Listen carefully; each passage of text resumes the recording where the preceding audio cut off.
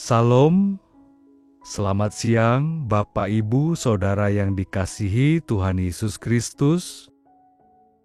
Selamat kita berjumpa kembali dalam renungan pada siang hari ini. Kita bersyukur kepada Tuhan yang baik, yang selalu mengasihi dan menyertai kita dalam segala keadaan. Kebaikan Tuhan tidak terbatas. Tuhan punya rencana yang indah buat saudara dan saya. Sebelum kita mendengarkan renungan firman Tuhan, mari kita berdoa. Bapa dalam surga, Bapa dalam nama Tuhan Yesus Kristus, Tuhan yang sangat baik, yang mengasihi kami, yang selalu bersama-sama dalam segala situasi, yang selalu menopang dan menolong kami. Terima kasih untuk hari baru ini. Kembali kami ada karena anugerah-Mu. Saat ini kami mau mendengar sabda firman-Mu. Urapi kami supaya mengerti. Amin, Tuhan Yesus. Saudara yang dikasihi Tuhan, kekhawatiran tidak membuat keadaan menjadi lebih baik. Tapi kekhawatiran seringkali mengambil damai sejahtera kita tanpa kita sadari. Seringkali kita menghancurkan keadaan kita hari ini dengan khawatir tentang hari esok. Kekhawatiran akan hari esok menghancurkan situasi dan keadaan hari ini. Kita jadi kehilangan damai sejahtera, kehilangan sukacita. Suasana menjadi gelisah, tidak tenang, dan tidak dapat menikmati keadaan. Bahkan kita tidak dapat bersyukur atas hal-hal kecil yang ada di sekitar kita.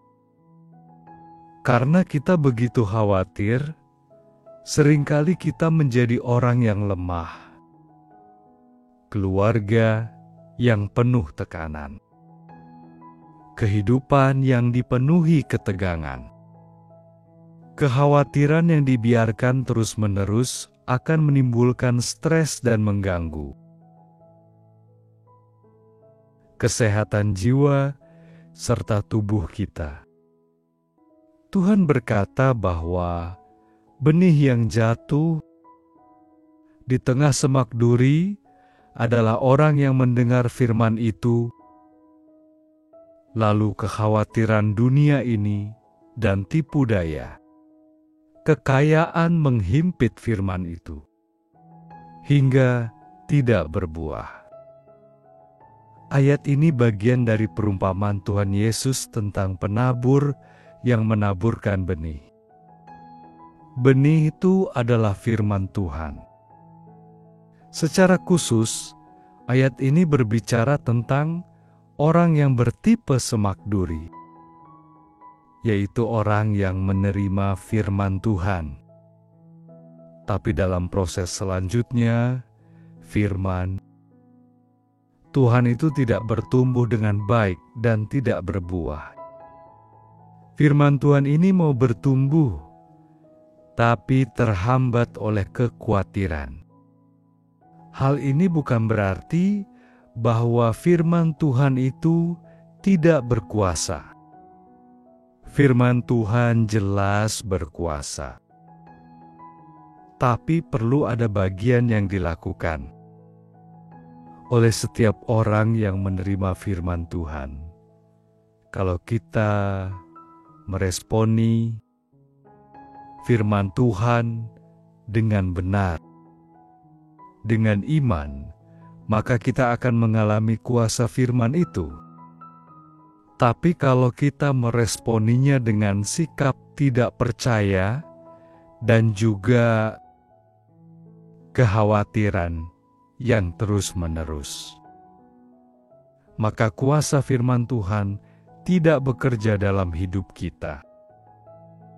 kita ada bagian yang harus kita lakukan, yaitu berhenti khawatir dan belajar untuk percaya sepenuhnya kepada firman Tuhan. Kita perhatikan di sini, saudara. Ada dua hal yang disebutkan dalam ayat ini sebagai penghimpit firman. Tuhan yang membuat firman Tuhan tidak bertumbuh dan tidak berbuah dalam hidup kita. Kekhawatiran dunia ini dan tipu daya kekayaan, Tuhan tidak mau kita khawatir, saudara. Tuhan tidak menginginkan kita hidup dalam kekhawatiran. Yang Tuhan mau adalah agar kita hidup dalam iman dan percaya kepadanya.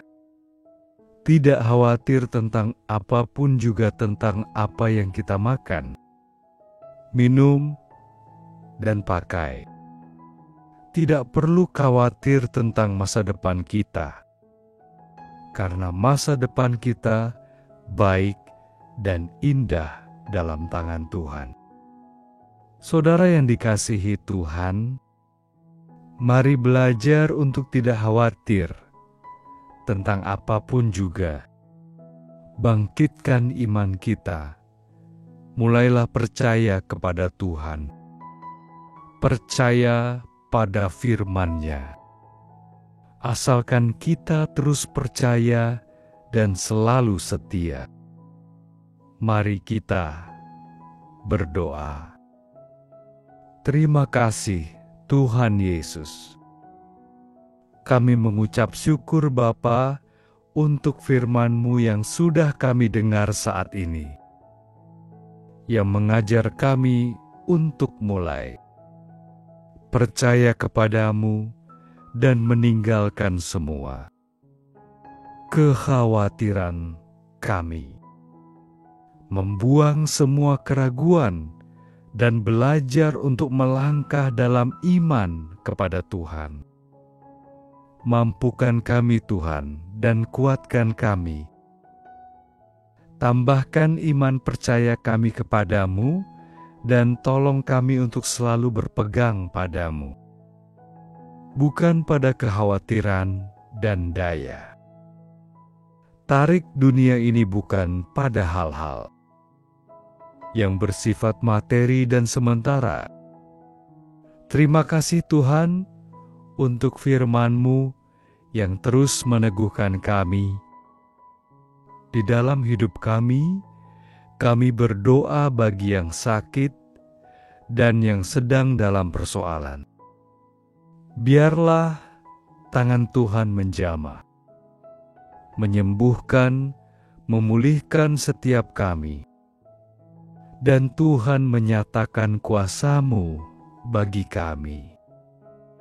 Kami menyerahkan semua ke dalam tangan kasih-Mu yang kudus. Dalam nama Tuhan Yesus Kristus, kami sudah berdoa. Sampai selama-lamanya. Amin. Terimalah berkat Tuhan. Tuhan memberkati engkau dan melindungi engkau. Tuhan menyinari engkau dengan wajah-Nya dan memberi engkau kasih karunia. Tuhan menghadapkan wajah-Nya kepadamu dan memberi engkau damai sejahtera. Diberkatilah saudara dalam persekutuan dengan Roh Kudus. Mulai hari ini sampai Tuhan Yesus datang kembali. Dan bahkan sampai selama-lamanya. Dalam berkat nama Tuhan Yesus Kristus, haleluya, amin. Puji Tuhan, saudara yang dikasihi Tuhan. Saya percaya firman Tuhan menjadi berkat dan kekuatan buat saudara semua. Kiranya Roh Kudus akan menolong saudara untuk menjadi berkat bagi banyak orang dan memuliakan Tuhan.